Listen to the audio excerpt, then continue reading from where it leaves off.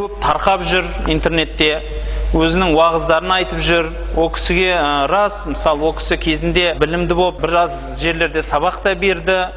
О кісі жаңағыдегі сол жерлерде білімін тарқатты. Кейіншелік о кісі о жерлерден кетіп, жаңағыдегі осындай бір бөлек нәрселер ұстанды. Кейінгі жақын арада осы соңғы кездері сол кісіге кейбір әжептәуір елеулі адамдар сол кісінің соңынан еріп, етегін ұстап, біреулер енді мысалы интернет желілерінен өздеріңіз көресіздер, ол кісіні тіпті жаңағыдегі Аллаға айтылатын зікірді, мысалы антал ғали, антал хақ деген мағынасы, немесе антал хади, антал хақ деген сен хидаят берушісің және сен хақиқатсың деген сөзді тек Аллахқа айтылады да бұл зікір.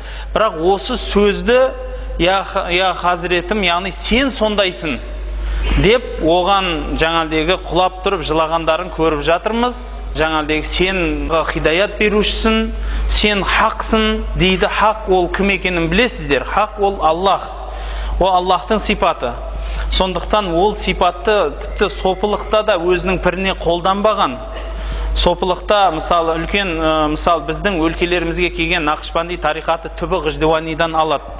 Алла қаддасаллаху сирраху. Мысалы сол кісінің өзінің мысалы қалып кеткен бүкіл тәлімгершілігін толығымен айтып кетуге де болар еді, бірақ оған кәдімгідей 1 сағат, 1,5 сағат уақыт жоқ болып кетеді, тіпті қысқартып айтқанның өзі. Бірақ осы кісінің мысалы алып келген жолын кейіншелік бұрмаланып, қазіргі кездердің өзінде, мысалы өздеріңіз ойлаңыздар, сол кісі қазіргі кезде мысалы сол дінді бір тарқатып жатырмын деген қазір бір ұғымдар шығарды, бірақ дәл сол кісінің өзі 2012 жылы жаңағыдегі 12 декабрьде қиямет болады деп өзінің жанындағы адамдарға қатқаннан жинатқан болатын. Қатқаннан менен отын жинаған. О кезде жаңағыдегі 2012-де сондай болып қалады екен. Жаңа светтің бәрі, электрониканың бәрі өшіп қалады екен. Сондықтан біз отын менен от жағып, қатқаннанды жинап, соменен күн көреміз, қалған бәрі өліп қалады деген сияқты нәрселер болды. Бұл болған нәрсені айтып жатырмын. Бұл анық нәрсе, оған бәріміз куәміз. Бұл интернет беттерінде де кезінде де не деген жалауменен айтылды, соған амал қылды да адамдар. Енді кейіп ол нәрсе ұмытылып кетіп, екінші бір нәрсе шықты. Тіпті мысалы білесіздер ма, сопылықта сондай нәрсе бар да, пір деген ол ұстаз. Ал ұстаз ол міндетті түрде әулие болуы, міндетті түрде қалай айтса болады, жаңа кереметтері, мұғжизалары бар адам болуы қажет емес. Түсінесіз ба? Ұстаз дегені адамға қателігін дұрыстап, тура жолын нұсқаушы адам. Былай қарай жүр, былай қарай тұр деп жақсылықты нұсқап жіберуші. Өзі ұстаз дегенде мағынасы сол ғой, өзі қарапайым дүниеде де ұстаздың орны сол дүниеде де. Ағартушылық. Бірақ жаңағыдай кейбіреулер осы нәрсені асыра сілтеп, табанына жығылып, біз қарапайым бейшараның дұғасы қабыл болмайды, тек қана сол кісілердікі ғана қабыл болады екен деген сияқты ұғымдар шығаруда.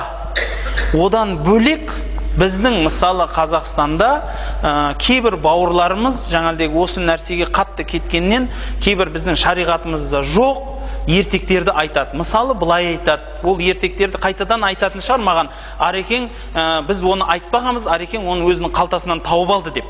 Бірақ дәл сол оқу орындарында оқып жатқан жігіттердің бәрінен бірме-бір сұрап шығыңыз. Біздің есігіміздің алдында біз осы бір нәрсемізді істейтін болсақ, қолында қылыш ұстап, Әбу Бәкір, Омар, Осман, Али төртеуі тұрады. Арқамыз намаз оқығанда арқамыздан келіп тұрады дегенге ұқсас сөздерді айтады.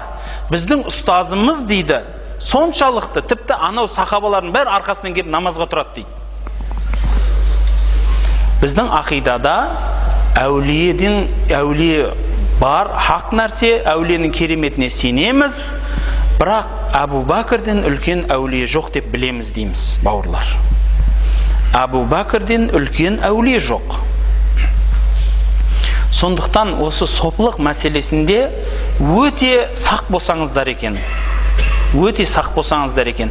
Сопылық мәселесі тәрбиеге өте жақсы, адамның нәпсісін тәрбиелеуге, адамның бұл өмірге жабысып қатып қалмауын, кішкентай көзін ашып, бір жаңалдегі бір не дейді, пайғамбарымыз айтқан әзнабул бақар дейді, анау сиыр менен аттың құйрығынан ұстап, солардың соңынан өмір бақи еріп кету емес, бәлки кішкентай дүниенен кішкентай адам ажыраса екен, ақыретінің қадірін білсе екен деген мағынадағы қолданылған істер еді.